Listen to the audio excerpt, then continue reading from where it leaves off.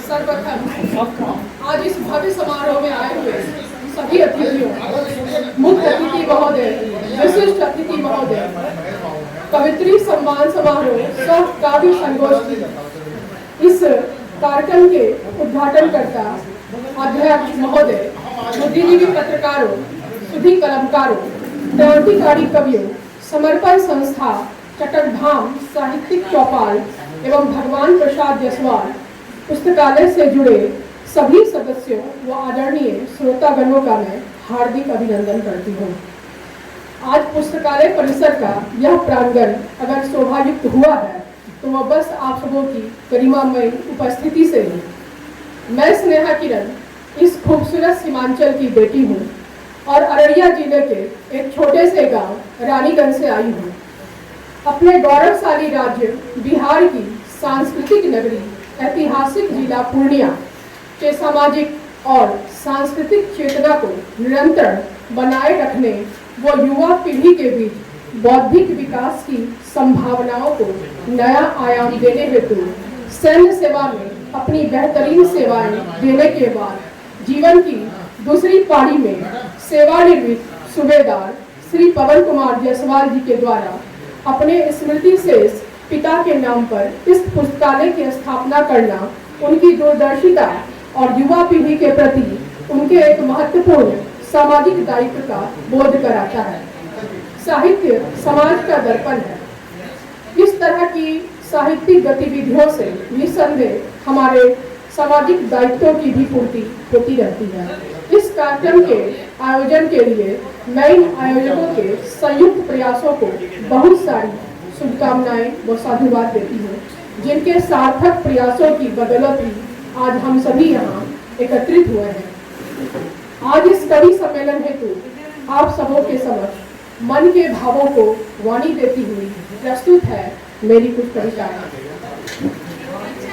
पिछले कुछ वर्षों में अचानक ही मेरा झुकाव आध्यात्मिक जीवन की तरफ हुआ और यह मुझे अध्यात्म की गहराइयों को समझने की प्रेरणा देता है। लिखी जिसका शीर्षक है मुक्ति के मार्ग पर स्त्री। स्त्री तो हूँ मैं, स्त्री तो हूँ मैं, पर जाने क्यों मुझे तनिक भी रुचि नहीं है। मुझे गीत मीरा, राधा, सीता, द्रौपदी, उर्मिला, गांधारी और मंदोदरी पढ़ने में तनिक भी रुचि नहीं है। मुझमें गार्गी सा तेज हो, मणिकर्णिका सा ओज हो। यह रास्ता बेहतर है उस रास्ते से जिसमें आपको खुद को पूरी तरह स्वाहा करना पड़ता है, पूरी तरह होम करना पड़ता है और इस अंतिम त्याग के बाद भी सत्य आप तक पहुंच नहीं पाता। वह दरवाजे से ही उल्टे पांव लौट जाता है।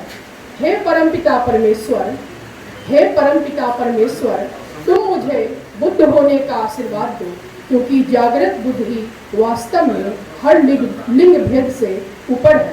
तुम मुझे मुक्ति के मार्ग पर छोड़ दो, मैं खुद एक दिन महापरिनिर्वाण को प्राप्त कर लूंगी, वो भी बुद्ध से कहीं बेहतर तरीके से, बिना आधी रात को चोर दरवाजे से निकलकर, बिना अपने जीवन साथी और दुधमुहे बच्चे को छोड़े और उन्हें मर्मातक पीड़ा पहुंचाए, मैं शांतिपूर्ण तरीके से अपनी यात्रा तय कर मोक्ष तक पहुंच ही जाऊंगी।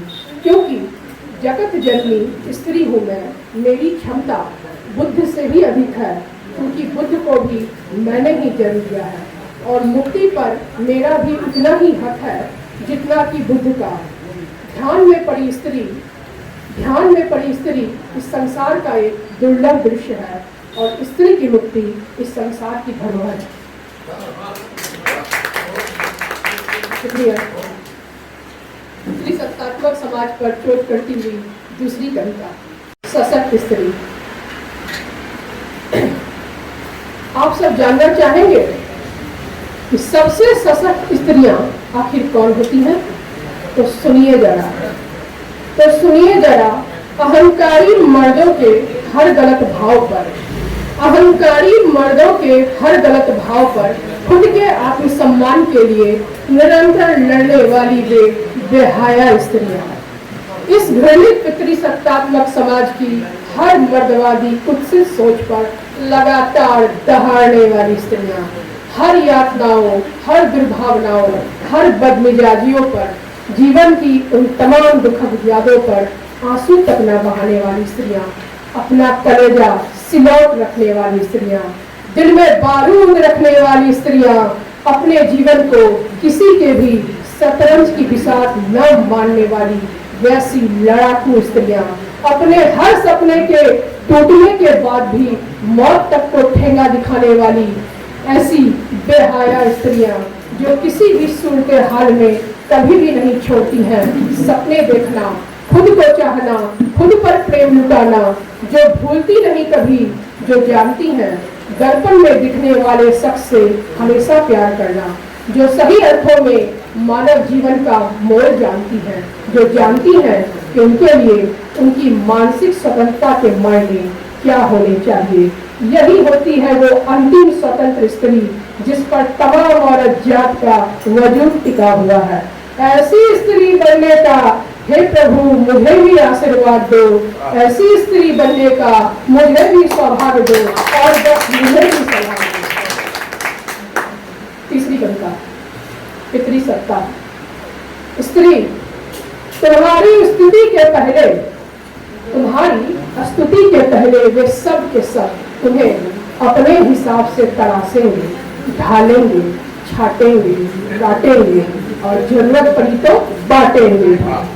बस स्तुति भरी हो तुम इस फिजा में, अपनी शक्ति, खूबसूरती और गरिमा के साथ। कुल जमा 9 दिन ही तुम्हें मिलते हैं यहाँ। हर्षोल्लास के 10वें दिन तो यही लोग तुम्हें बहती नदी में स्वाहा कर देंगे। और सबसे मजे की बात आज भी सुन लो, हर साल यही सब दोहराया जाएगा, साल दर साल तुम्हारी हालात में बिना कोई बदलाव लिए पितृसत्ता के वास्तविक माने